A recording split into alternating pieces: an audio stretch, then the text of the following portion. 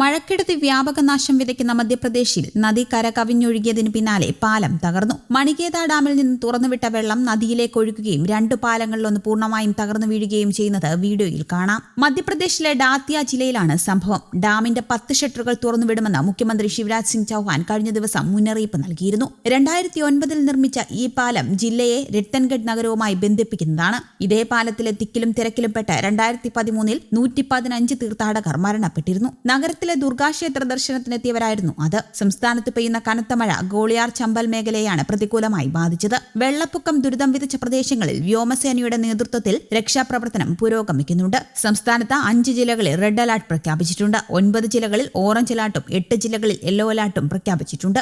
മണികേട ഡാമിന്റെ 10 ഗേറ്റുകൾ തുറന്നിട്ടുണ്ട്. ദുരിതബാധിത ഗ്രാമങ്ങൾക്ക് മുന്നറിയിപ്പ് നൽകിയിട്ടുണ്ടെന്ന് മുഖ്യമന്ത്രി ശിവരാജ് സിംഗ് ചൌഹാൻ കഴിഞ്ഞ ദിവസം അറിയിച്ചു. അതിനിടെ അപ്രതീക്ഷിതമായി പെയ്ത കനത്ത മഴയിൽ മധ്യപ്രദേശിലെ 1000-ലധികം ഗ്രാമങ്ങൾ വെള്ളത്തിനടിയിലായി. കഴിഞ്ഞ 24 മണിക്കൂറായി തുടരുന്ന മഴയിൽ കനത്ത നാശനഷ്ടമാണ് രേഖപ്പെടുത്തിയിരിക്കുന്നത്. ശിവപുരി ജില്ലയിലാണ് മഴ ഏറ്റവും കൂടുതൽ നാശം വരുത്തിയത്. ഗോളിയോർ ചമ്പൽ മേഖലയിൽ 1171 ഗ്രാമങ്ങൾ വെള്ളത്തിനടിയിലായി. സംസ്ഥാനത്തെ സ്ഥിതി വിവരങ്ങൾ പ്രധാനമന്ത്രി നരേന്ദ്രമോദിയെ മുഖ്യമന്ത്രി ശിവരാജ് സിംഗ് ചൌഹാൻ ധരിപ്പിച്ചു. സാധ്യമായ എല്ലാ സഹായവും നൽകുമെന്ന് പ്രധാനമന്ത്രി അദ്ദേഹത്തിന് ഉറപ്പ് നൽകി. ശിവപുരിയിലെ ബീച്ചി ഗ്രാമത്തിൽ മരത്തിൽ കുടുങ്ങിയ 3 പേരെ സംസ്ഥാന ദുരന്ത നിവാരണ സേനാംഗങ്ങൾ രക്ഷപ്പെടുത്തിയതായി മുഖ്യമന്ത്രി അറിയിച്ചു. പ്രളയബാധിത മേഖലകളിൽ മുഖ്യമന്ത്രി ഹെലികോപ്റ്ററിൽ സന്ദർശനം നടത്തും. ശിവപുരി, ഷിയോപൂർ, ഗോളിയോർ, ദതിയ ജില്ലകളിൽ രക്ഷാപ്രവർത്തനത്തിന് സംസ്ഥാന സർക്കാർ സേനയുടെ സഹായം തേടി. 1600-ൽ പരം ആളുകളെ ദേശീയ സംസ്ഥാന ദുരന്ത പ്രതികരണ സേനാംഗങ്ങളുടെ നേതൃത്വത്തിൽ രക്ഷപ്പെടുത്തി. കനത്ത മഴയിൽ ജലനിരപ്പ് ഉയർന്നതിനെ തുടർന്ന് ശിവപുരി ജില്ലയിലെ അടൽസാഗർ ഡാമിന്റെ 10 ഷട്ടറുകൾ തുറന്നു.